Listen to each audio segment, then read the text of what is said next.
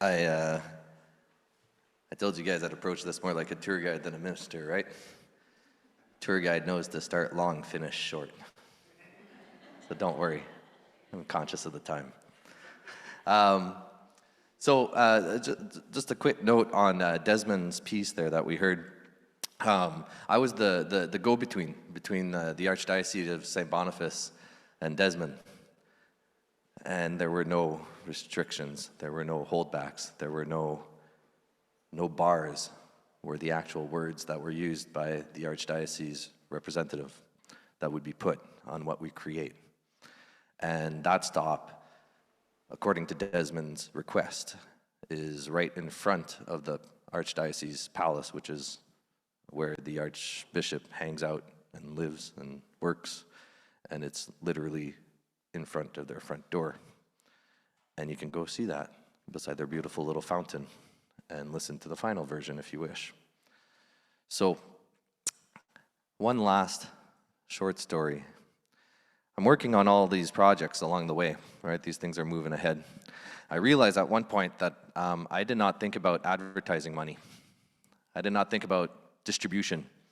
Canada Arts Council doesn't ask you that in the grant request. It's a creation grant. It doesn't have anything to do with distribution. Up to this point, I've spent all the money, including some of our own personal money, on this project. I don't have any more cash to spend on a hobby. I don't know if it's a hobby, but that's what I do. So I go see an organization called CEDEM, which is the French money people. Government doesn't know what to do with minority money, so they give it to CEDEM, and CEDEM spreads it to bilingual communities. So I go see them, and I say, hey, do you have like maybe $1,000, something like that, to spend on posters, things like that, spread it around the community? CEDEM says, well, we can talk about that, but how much would it cost for another stop? And I thought they were talking about like a future project maybe. So I threw out a number. 2 days later, they came back. We've got the money. We want to add a stop to your tour. This was in November. I had been working since May. So we're already halfway through. All these other stops are already coming. We're already looking at visuals. We're past the figuring out the stories part. What's this stop about? Oh, it's a community group. La Compagnie de la Vérandrie, which are reenactors. They reenact La Vérandrie, the great French explorer. And they've been doing that for about 20 years. Yeah, I know them. They're all the same festivals I go to, that I work at. They're all there.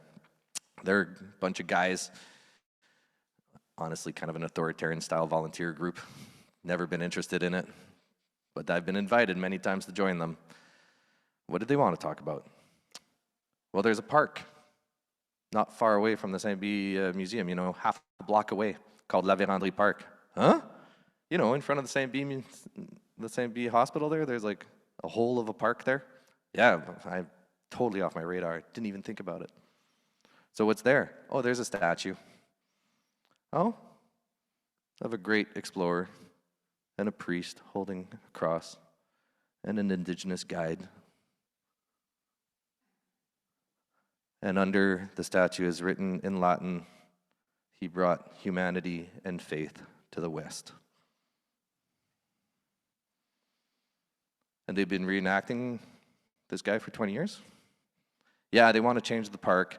There's plans to change the park, but the statue's going to stay the same, and we found extra money, and we think it'd be cool to have you and your team figure something out about the statue.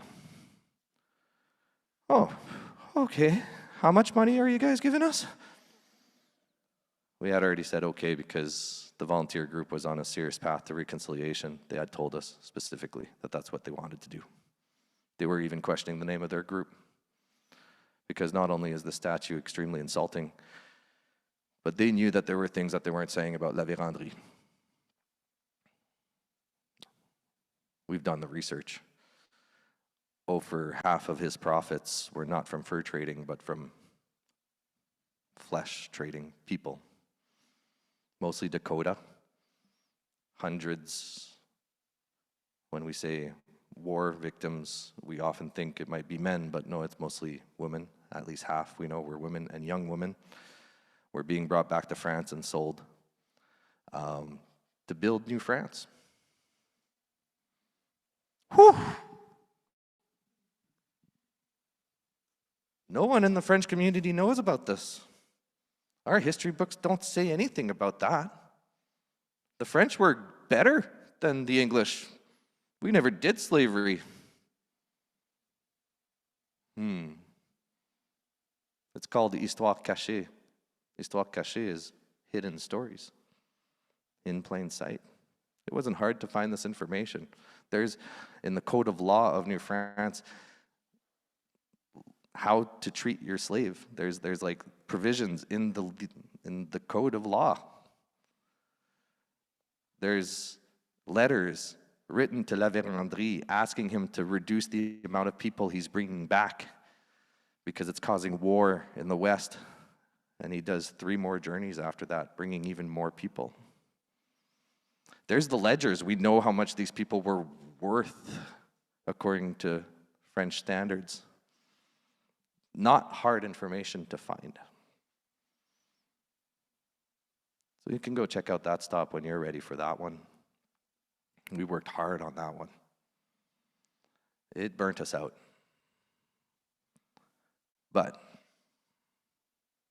the tour has been shown to the education department, the Faculty of Education at the St. Boniface University.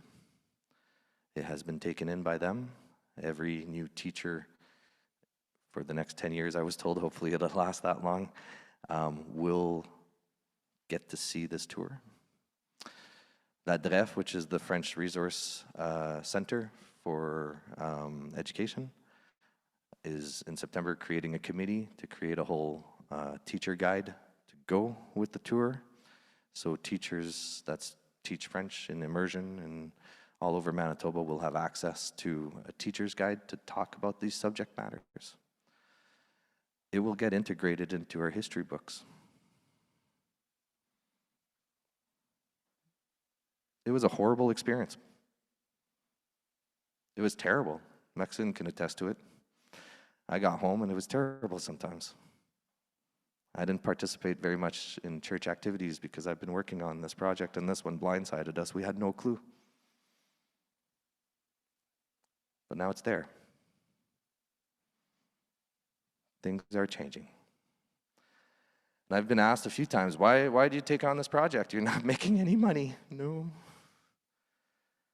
And the answer is, because I can. All the pieces were there.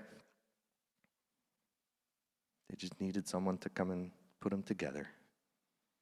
And I didn't do it alone. Over 40 people worked on this project with me. A whole community supported me. And now I'm happy I didn't make any money off of it because it's much easier to give it away. And that's what's happening. The French community is adopting it. They're taking it on. We're literally changing our perspectives on our own stories. That's what I've been doing the last year. Thank you for listening.